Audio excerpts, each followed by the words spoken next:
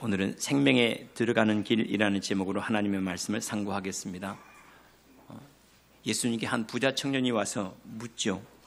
근데 예수님께 나와 이 질문하는 이 내용이 우리의 가지고 있는 선입관 또는 편견들, 또 우리가 보편적으로 알고 있는 생각들을 그대로 잘 보여주고 있다는 사실이에요.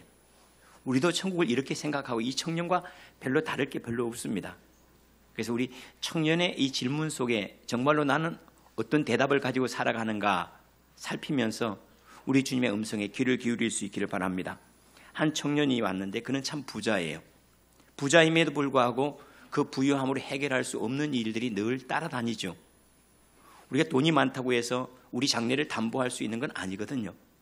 내 지혜가 많다고 해서 내 판단이 늘 깨끗하고 복될 것이라고 어느 누구도 장담을 못 하거든요. 돈을 많이 가졌고 모든 삶의 보장이 다 되어 있지만 이 청년은 아직도 한켠에서 두려움이 남아 있었던 겁니다. 그것은 누구나 다 그러하죠. 우리도 그러합니다. 다른 사람이 다 박수를 칠 때 이거 잠깐 있다가 사라져 버리면 어떡하지? 내가 너무 행복할 때 그때 이 행복이 내일로 멈춰버리면 아무 의미도 없어지잖아요. 갑자기 죽음이 나를 확 엄습할 때, 또 내일에 대한 두려움이 나를 엄습할 때 우리가 가지고 있는 것들 다 빼앗길까 봐 사실은 우리는 뭘 원하는가 하면 이 기쁨이 지속되기를, 또 가지고 있는 이 영광이 지속되기를, 그 지속되는 시간들이 아주 영원했으면 좋겠다, 그런 갈망들을 다 가지고 있죠. 이 부자 청년이 그런 거예요.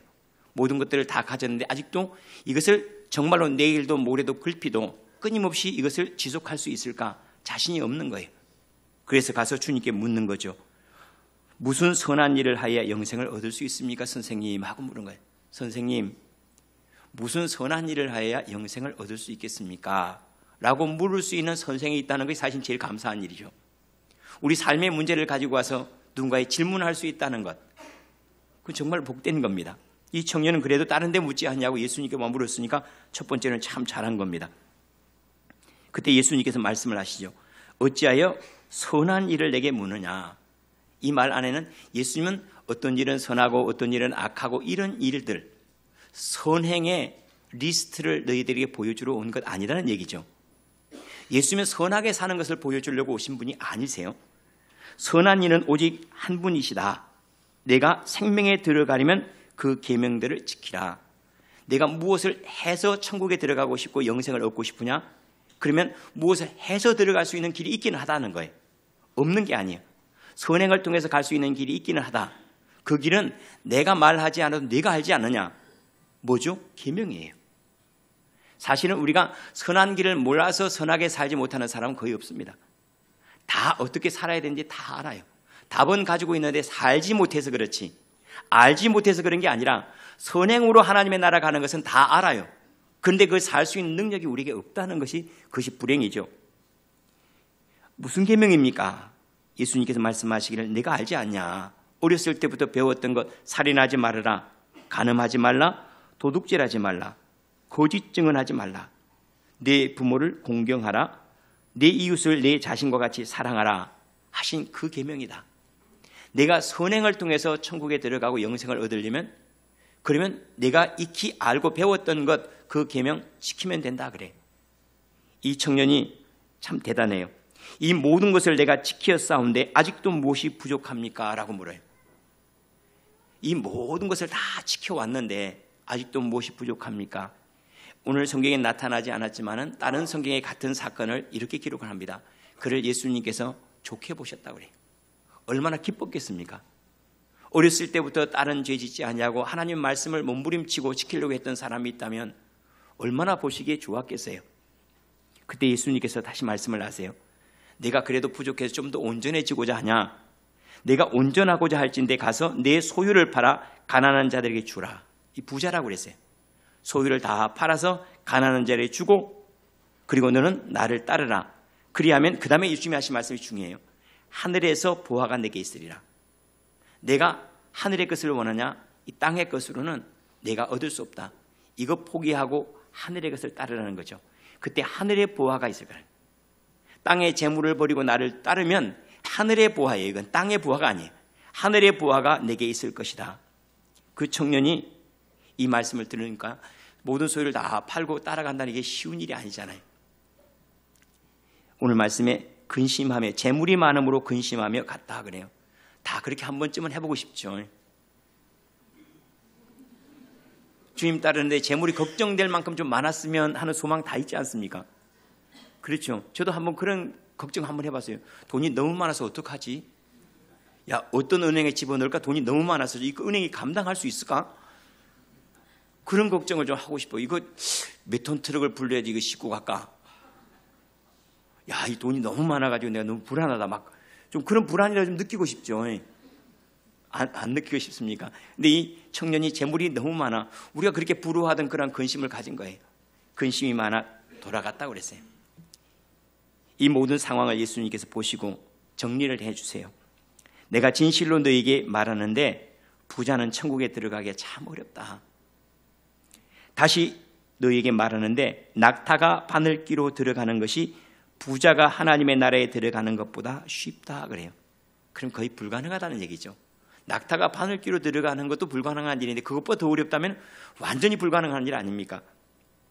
제자들이 듣고 몹시 놀라 이르기를 그렇다면 누가 구원을 얻을 수 있겠습니까?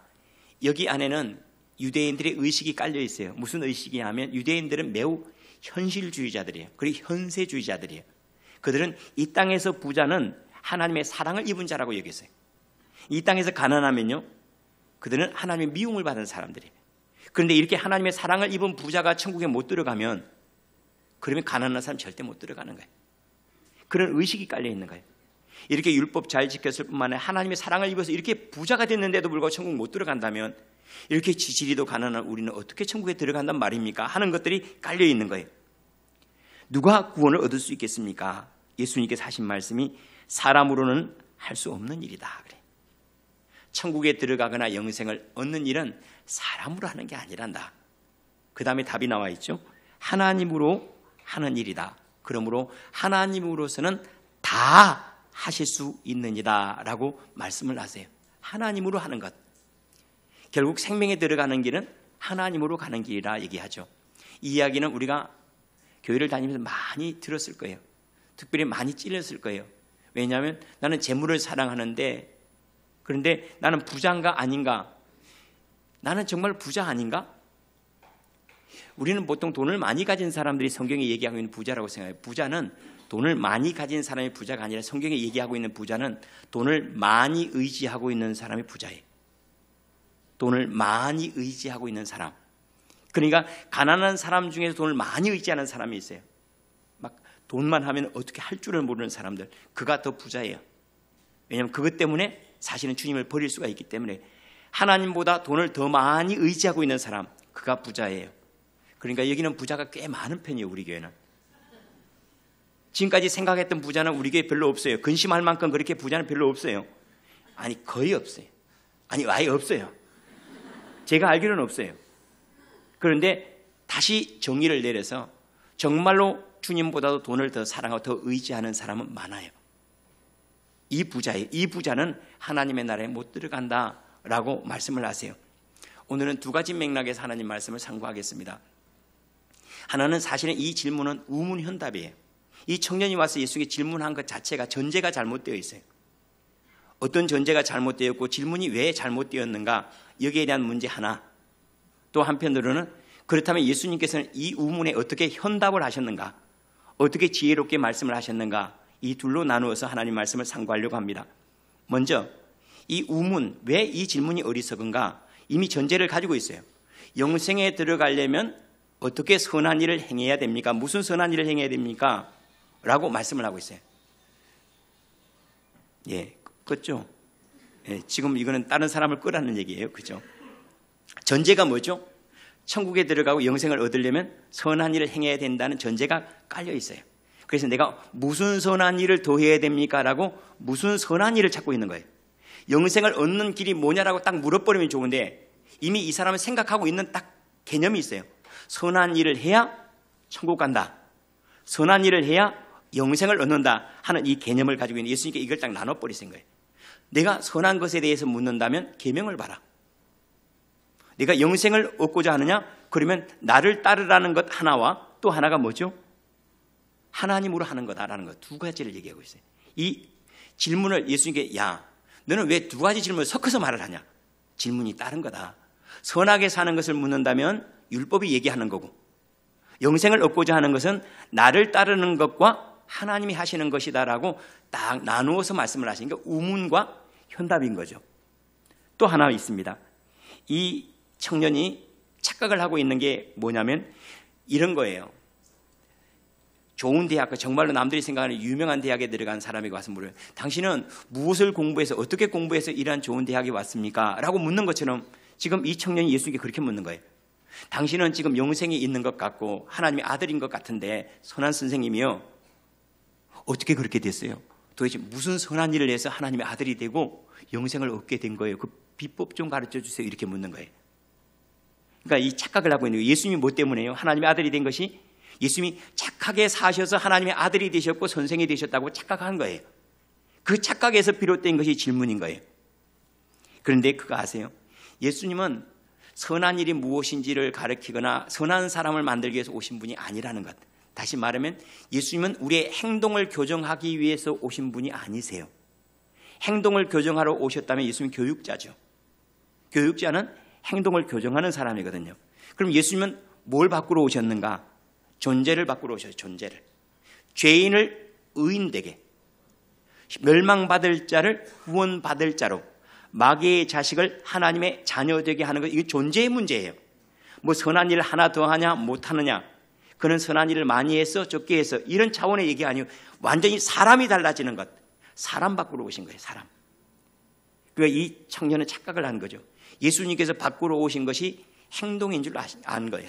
예수님은 우리의 행동 하나하나를 바꾸러 오신 것이 아니라 선한 일을 할 수 있는 사람, 복을 받을 수 있는 사람, 천국에 들어갈 수 있는 사람을 만들려고 왔지 행동 하나하나 이렇게 하라고 오신 것이 아니. 그래서 우리가 예수님을 믿으며 천국에 갈 수 있는 것은 행동이 바뀌어서가 아니라니까요. 존재가 바뀌었기 때문에, 생명이 바뀌었기 때문에 우리가 천국에 들어간다는 사실입니다. 이 말씀을 가만히 들여다보면 왜 이것이 또 우문이냐? 우문이라기보다도 탐욕스러운 질문이에요. 이 질문의 동기가 그렇게 썩 좋지가 않아요. 이 부자 청년이 와서 근심하며 돌아간 이유가 재물이 많다고 그랬어요. 그러니까 결국은 이 부자 청년이 영생을 얻고자 하는 이유가 뭐냐면 내가 지금 너무 행복하고 너무 재산이 많은데 이거 끝까지 가져가면 어떻게 방법 없을까요? 평생 동안 부자로, 아니 평생이 아니라 그냥 영원 무궁토록 내가 부자로 사는 길 없을까요? 라고 자기 욕망을 지켜줄 천국과 영생을 찾았던 거예요. 자기 욕망을 지켜주고 욕망을 해소시켜줄 그러한 천국을, 그러니까 결국은 매우 탐욕스러운 질문이죠. 이거는 자기가 가지고 있는 것 그대로. 우리는 또 거꾸로 이 사람이 잘못됐지만 이것도 잘못됐다는 거 알죠. 에이 이놈의 세상 살기도 어려운데 천국 좀 가고 싶다. 천국 어떻게 갈까요? 이것도 또한 탐욕이에요. 그러면 정말로 하나님께서 말씀하시고 예수님께서 보여주신 그 천국은 뭔가 하면 우리의 욕심이 마음껏 이루어지고 우리가 하고 싶은 소원대로 그대로 나타나는 것이 아니고 하나님의 뜻을 즐거워하는 이들이 그 뜻을 행복으로 여기고 그 말씀을 기쁨으로 받아들이고 그 세상을 질서로 받아들이고 아무 문제 없다라고 여기고 행복하게 사는 그 세상이 하나님의 나라예요. 그러니까 하나님의 나라는 우리의 뜻이 이루어지는 것이 아니라 하나님의 뜻을 즐거워하는 이들이에요. 자, 행복한 가정을 한번 볼까요? 자녀들이 원하는 대로 이루어주는 가정. 장난감 원하면 장난감을 해주고, 애들이 외출을 원하면 외출을 해주고, 외박을 원하면 외박도 시켜주고, 뭐 다 해주는 이 가정을 행복하다고 말한다는 게 아니라는 거예요. 주님이 말씀하시고 있는 행복한 가정인 하나님의 나라를 뭐라고 얘기하냐면 아버지의 뜻을 자녀들이 즐거워해요. 그 질서 안에 머물기를 기뻐하고 그것을 평강으로 여겨요. 아버지의 능력 안에 머물고 아버지께서 보호해 주신 안전함을 누려요. 다시 말하면 아버지가 천국인 거예요. 이 세상, 하나님의 뜻이 천국이고 하나님의 능력이 천국이고 하나님의 사랑이 천국인 그 천국을 우리에게 약속했는데 이 청년은 뭘 얘기해요? 내가 하고 싶은 것, 내가 가지고 있는 것을 유지할 수 있는 천국을 기도했다는 거예요. 구했다는 거예요. 이것이 그의 질문의 동기가 잘못됐다는 뜻이에요. 우리가 진실로 주님 앞에 우리의 동기가 순수하고 주님 앞에 정말로 응답을 받기를 원하고 엎드려 간구하면 반드시 응답하신다고 말씀하셔요. 주님, 우리가 거짓말로 물으니까 대답이 거짓말로 오는 거예요. 주님께서 우리가 구하는 모든 것들을 약속하셨잖아요. 그런데 왜 우리가 구하는 모든 것을 얻지 못해? 거짓말로 구하는 거예요. 그 속에 뭘로요? 욕심으로 구하거나 아니면 속이고 구했거나 엉뚱한 거 알면서 말로 구했거나 그랬기 때문에 얻지 못한 거죠. 이 청년이 바로 잘못 구한 거예요. 그래서 우문이라 말하는 거죠. 그 다음에 이 청년의 질문 하나가 뭐냐면 지금 존재 문제와 행함 또는 존재 문제와 소유의 문제를 혼돈하고 있다는 사실에 뭐라고 질문하면 내가 무엇을 하여야 이 한다는 것은 뭐죠? 행동이에요. 무엇을 하여야 그다음 뭐죠? 영생을 얻으리까 이게 생명의 문제예요. 존재의 문제예요. 이것을 혼돈하고 있다는 거예요. 그러니까 질문 자체가 잘못된 거예요. 이건 마치 뭐하고 비슷해요? 원숭이가 얼마만큼 한국말을 유창하게 해야지 한국 사람이 될까요? 라고 질문하고 똑같아요. 원숭이가 얼마만큼 한국말을 유창하게 국어 점수가 몇 점 정도 되면 한국 사람이 될까요? 라고 말하는 것 똑같아요. 어떻습니까? 이 가능한 질문입니까? 이건 질문 자체가 잘못된 거예요. 그런데 지금 그런 질문을 하고 있어요. 무엇을 하여야 영생을 얻을 수 있겠습니까? 라고 행동이 존재를 바꾼다라고 얘기를 해요. 원숭이가 사람의 행동을 다 따라하면 그가 사람이 되겠습니까? 라고 질문하는 것 똑같아요. 그가 사람의 행동을 하는 것은 행동을 하는 것이에요. 그가 하나님의 사람이 되는 것은 존재의 문제예요. 우리가 하나님의 자녀가 되는 것이 존재의 문제입니다. 이것에 대해서는 주님의 답을 좀 이따 다시 살펴보도록 하겠습니다. 그 다음에 다시 지금 사실은 우리가 가지고 있는 질문 그대로를 이 부자 청년이 질문 하나에 다 담고 있다는 거죠. 우리 똑같아요 지금. 야, 이 부자 청년은 정말 다르다. 아니요. 우리가 똑같은 마음을 가지고 똑같은 자세로 인생을 지금 살아가고 있어요. 또 하나 뭐냐면 그 다음에 20절 말씀을 보면 야, 이 율법을 다 행해야 된다라고 말씀하시니까 이 청년이 뭐라고 얘기를 하는 거면 이 모든 것을 내가 지켰는데 아직도 무엇이 부족합니까? 그래요. 아직도 뭐가 좀 부족해요. 내가 이 정도면 충분할 것 같은데 아직도 뭐가 부족합니까? 자기의 의에 꽉 사로잡혀 있어요. 자기의 의에 사로잡혔다면 질문할 필요가 없는데 이게 자가당착이라고 말하는 거죠. 자기의 의에 붙잡혀 있어요. 지금 나는 충분히 다 했는데 아직도 뭐 부족합니까? 부족해요? 안 부족해요? 부족하니까 와서 질문을 하잖아요. 부족하니까 와서 질문을 하면서 아직도 무엇이 부족합니까? 라고 이렇게 이야기를 하고 있습니다. 대단히 의롭다고 생각하는 거죠. 그런데 한번 생각해 보세요. 우리에게 부족한 것이 돈 몇 푼 더 갖는 것 또는 우리가 지식이 조금 더 많아지는 것, 지위가 조금 더 높아지는 것, 그거 한두 가지가 우리 인생을 해결할 수 있을 것 같습니까? 아닙니다. 우리에게 딱 하나 부족한 거 있습니다. 우리를 불안하게 하고 두려워하게 하고 모든 것을 다 가졌는데도 여전히 다 이룬 것 같지 않게 만드는 것 딱 하나가 있습니다. 그게 뭐냐면 믿음입니다. 여러분 우리가 장래에 대해서 불안해하잖아요. 이게 돈 문제일까요? 믿음 문제일까요? 돈이 많아도 내일 경기가 어떻게 될지 모르는 사람은 불안해해요. 뭐 때문에요? 믿음 때문에 불안해하는 거예요. 돈이 없어도요 평안하게 내일로 발을 내딛는 사람은요 어떤 사람일까요? 내일 채워줄 것을 믿는 사람은 내일 평안하게 들어가요. 여러분 우리를 평안하게 하고 우리의 천국에 대해서 살게 하고 우리가 어떤 일을 담대하게 결정하게 하고 기뻐할 수 있게 하는 것은 소유의 문제가 아니라 믿음의 문제예요. 하나 부족한 것이 있다면 우리에게 내가 아직도 뭐 부족한 게 있습니까? 라고 묻는다면 예, 아버지에 대한 신뢰입니다. 하나님 나를 인도하시고 빚으시고 나를 위해서 장래를 준비하신 그 하나님에 대한 믿음이에요.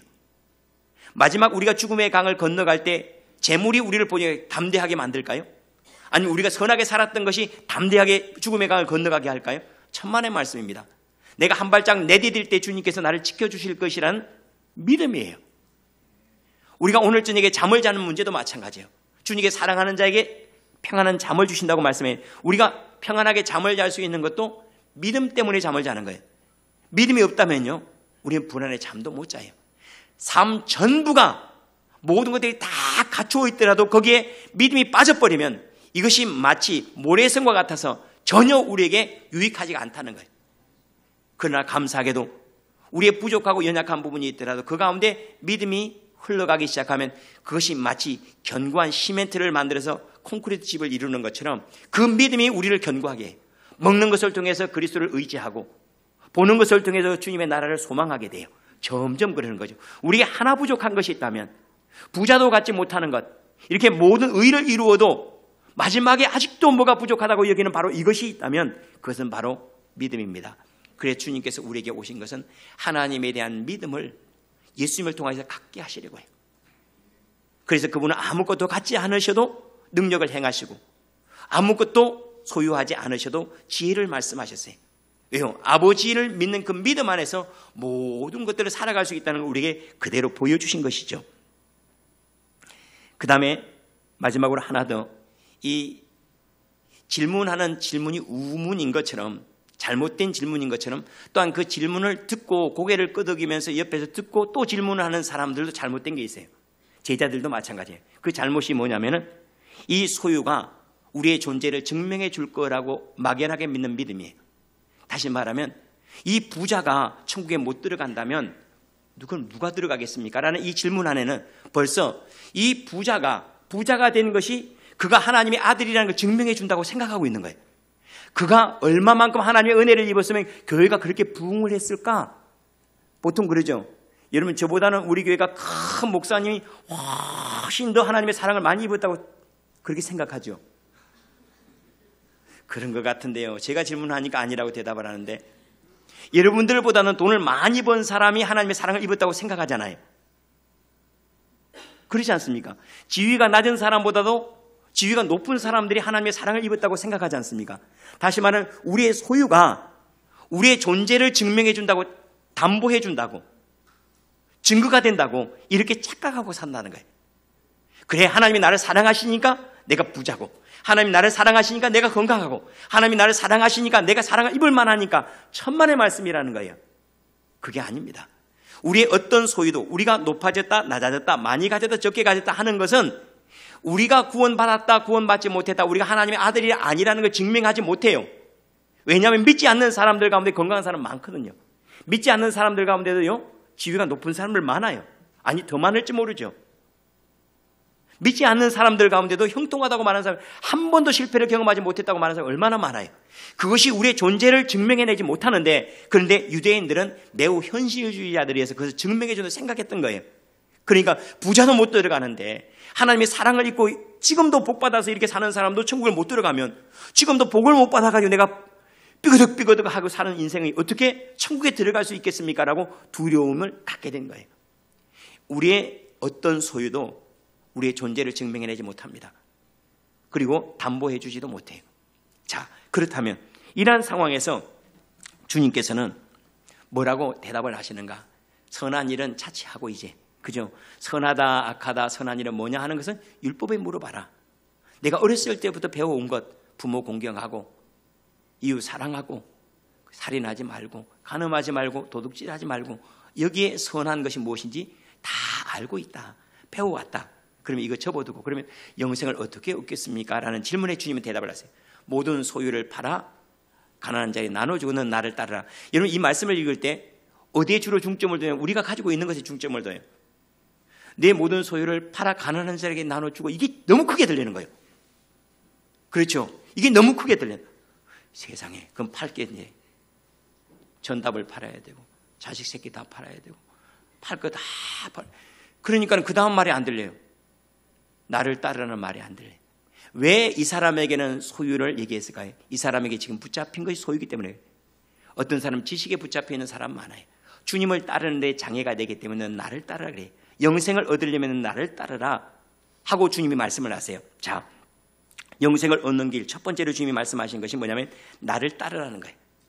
가난한 자들에게 나눠주는 것이 첫 번째가 아니고, 첫 번째는 예수를 따르는 거예요. 그것이 장애가 되면, 물질이 장애가 되면 물질을 버리고, 지식이 장애가 되면 지혜를 버리고, 사람이 장애가 되면 사람을 버리고, 자식 새끼가 장애가 되냐? 그걸 버리고. 이걸 예수님께서 뭐죠? 부모와 자식과 전토를 버려두고 나를 따르라 하신 말씀이에요. 중요한 건 뭐예요? 따르라는 말씀이에요. 따르라. 나를 따르라. 영생이라고 하는 것은 함께 사는 거지 라는 얘기예요. 자, 누군가 제게 찾아와서 이렇게 얘기했다고 한번 생각을 해보세요. 목사님, 제가 목사님 가정 식구가 되고 싶은데 어떻게 하면 될까요? 그러면 우리 가정 호구조사 다 해가지고 혈액형 다 애우시고 기도 잘하시고 성품도 테스트 싹 마치면 그럼 우리 가정이 됩니다. 얘기가 아니에요. 당신이 내 식구가 되기를 원합니까? 그럼 나와 함께 살면 됩니다. 이게 나를 따르라는 얘기예요. 나를 따르라는 얘기는 나와 함께 살면 된다. 나는 지금 영생을 살아가고 있기 때문에 이 영생을 나와 함께 살면 되지. 예수가 영생이에요. 예수님이 우리에게 주신 것이 영생이다. 나를 살아가면 되고 나와 함께 살아가는 것, 그것이 영생이다 하고 이렇게 말씀을 하세요. 영생이라고 하는 무엇을 소유하는 데 있지 않냐고 한번 생각해요. 생명이라고 하는 말, life라는 말은 삶이에요. 살아간다는 말이에요. live, 살아간다는 말의 명사형이 life죠. 살다의 명사형이 삶이죠. 그렇지 않습니까? 삶이라고 하는 것은 생명이에요. 생명. 이게 지식의 문제가 아니라 살아가는 것이 영생이라는 거예요. 영생은 자격증을 획득하는 것이 아닙니다. 이만큼을 가지면은 아니에요. 영생은 그냥 생명이에요. 생명 그 자체가. 생명의 문제이기 때문에 내가 그냥 하나님의 사람으로 살아가면 돼 라고 말씀하는 거예요. 따라서 우리가 하나님의 사람이 되려고 힘쓰지 마세요. 천국 들어가려고 애쓰지도 마세요. 이미 주님께서 오심으로 말미암아 우리는 천국 백성이 되었고 하나님의 사람이 되었어요. 우리가 주 예수를 믿고 하나님께 행하신 구원을 받아들이는 순간 이미 천국 안에 들어가서도 여전히 이렇게 얘기해요. 제가 어떻게 하면 천국에 들어와야 될까요? 야 이놈의 시기야. 들어와가지고 또 묻냐? 제가 어떻게 하면 영생을 얻을까요? 야 이놈의 시기야. 네가 이미 서가는데 또 뭐 서가가 또 되려고 하냐?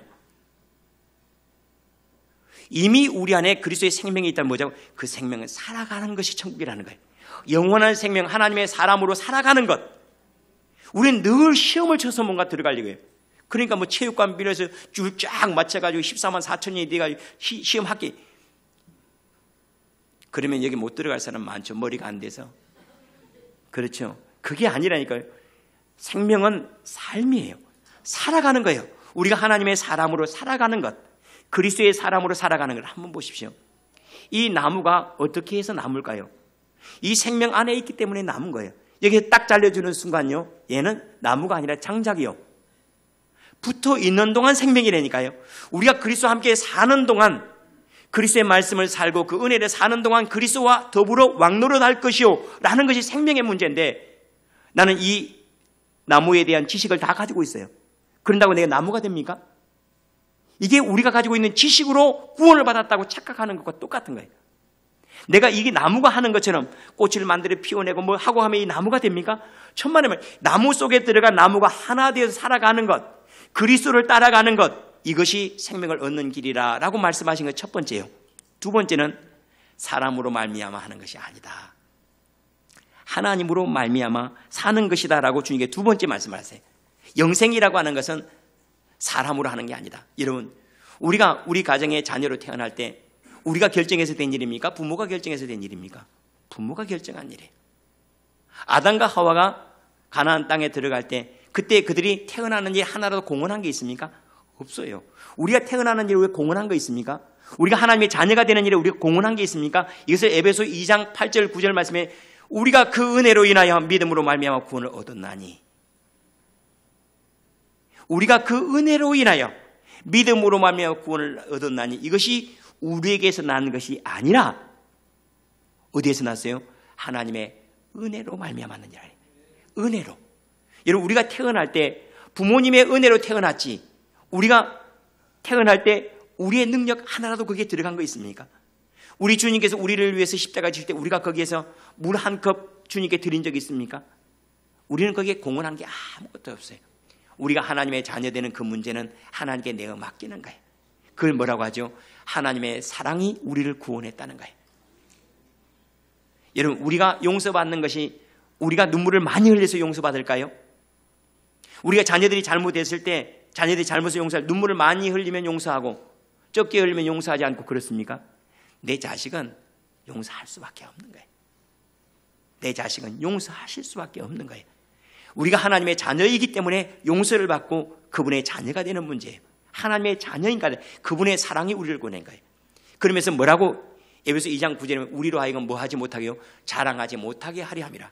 참 감사한 것은 주님께서 우리를 구원을 우리 가운데 딱 여기 봐라, 내 구원이 있다, 이렇게 우리 안에 구원을 두질 않았어요. 구원을 예수 안에 옮겨놨어요. 왜 그런지 알죠? 만약에 구원이 우리 속에 있다고 생각해요. 우리는 갖다 금방 팔아먹을걸요. 장롱까지 팔아먹고 차 팔아먹고 다 팔아먹고 마지막에는요 남은 게 딱 하나 있어요. 구원이 있어요. 그런데 마침 이 구원 가지고 성공기업 하나 정도는 살 수 있을 것 같아요. 그러면 구원을 팔아서 성공기업을 살 거예요 아마. 그게 아니라 이 구원의 가치가 삼성전자 정도 될 것 같아요. 안 팔아먹을 사람이 한 사람도 없을 거예요. 다 팔아먹을 거예요 아마. 그런데 감사하게도 주님께서 그 생명을 우리에게 두지 아니하시고 하나님께 두셨어요. 손대지 못하도록 안전하게. 이게 사랑이에요. 여러분, 우리가 부모님의 자식 되는 것이 우리에게 있다고 생각해요. 우리는 부모님 늘 떠나버릴걸요 아마. 그런데 감사하게도 부모님께 주셔서 우리 부모는 절대 우리를 포기를 하지 않으세요. 우리는 우리 부모를 포기하는 경우가 많아요. 그런데 우리 부모는 우리를 포기하지를 못하세요. 하나님께서 우리를 사랑하신 그 구원과 영생을 하나님께 주셨어요. 우리가 손대지 못하도록. 그것은 포기할 수 없는 것들이에요. 그것은 다시 회복시킬 수 없는 것들이에요. 돌이킬 수 없는 것들, 번복될 수 없는 것. 그 구원과 그 사랑이 우리를 구원하는 거예요. 그러므로 우리가 구원받는 것들 하나님 편에 놔두고 우리는 하나님의 사람으로 살아가는 것이 우리의 몫이라는 사실입니다. 저희 자식들보다도 제 말에 더 순종하는 일이 우리 중고등부 아이들 가운데도 더 많아요. 중고등부 아이들 중에 제일 말을 안 듣는 것이 아마 우리 아이들이 제일 아닐까 싶어요. 우리 아이들이 저를 제일 말 안 들을 거예요. 그런데 제 말을 잘 듣는 놈이 제 자식이겠습니까? 아니면 제 생명을 가지고 있는 제 자식이 제 자식이겠습니까? 네 자식인데 내가 뭔 관심이 있냐? 뭐 그런 분위기 같아요. 다시 한번 말씀을 드릴게요. 제가 이렇게 설교를 하고 하면 말을 잘 듣는 아이가 제 자식이겠습니까? 말을 좀 듣지 못하고 좀 그러하더라도 제 생명에 있는 자식이 제 자식이겠습니까? 분명한 거예요. 자식이 되는 문제, 구원이 되는 문제는 생명의 문제이지 이게 행동의 문제가 아니라는 거예요. 지금 오늘 쭉 흘러오는 말씀이 그 얘기예요. 행동으로 하나님의 아들이 되는 게 아니다. 하나님께서 너를 낳았기 때문에 하나님의 아들이고 하나님의 아들이신 그리스도가 너를 위해서 죽으셨으므로 그래서 내가 하나님의 아들인 거지. 그러면 우리가 남아있는 건 딱 하나예요. 이제는 우리가 하나님의 아들로 살아가는 것만 남아있어요. 그런데 어떤 이들은 불안해하고 염려하고 이렇게 살지 못해요. 그것은 마치 무엇과 같은가 하면 구원이라고 하는 것은 하나님께 전폭적으로 우리에게 주셨지만은 우리가 그 안에 머물기를 싫어함으로 멸망당하는 거예요. 우리에게 필요한 것은요, 그분을 즐거워하고 기뻐하는 거예요. 올 한 해 내가 하나님의 자녀됨을 많이 기뻐하세요. 하나님이 나의 아버지고 하나님이 나의 구원자이시며 인도자라는 사실을 많이 즐거워하고 그 안에 머물기를 사모하기를 바랍니다. 그 안에 머물다 보면 어느 틈엔가 그냥 사람이 되는 거예요. 저와 함께 살다가 보면 제가 사용하는 언어 다 그대로 사용합니다. 저도 부모님과 함께 살다가 보니까 어느 순간에 제가 하는 말들이 다 부모님이 하셨던 말들이더라고요. 우리가 그리스도와 더불어 살다가 보면 어느 틈엔가 결정하는 것이 주님의 마음이고 나타나는 것이 주님의 은혜고 이루어지는 것이 주님의 능력일 것을 믿습니다. 올 한 해 그리스도인으로 하나님의 아들로 살아가는 즐거움이 여러분이 많아지기를 축원합니다. 기도하겠습니다.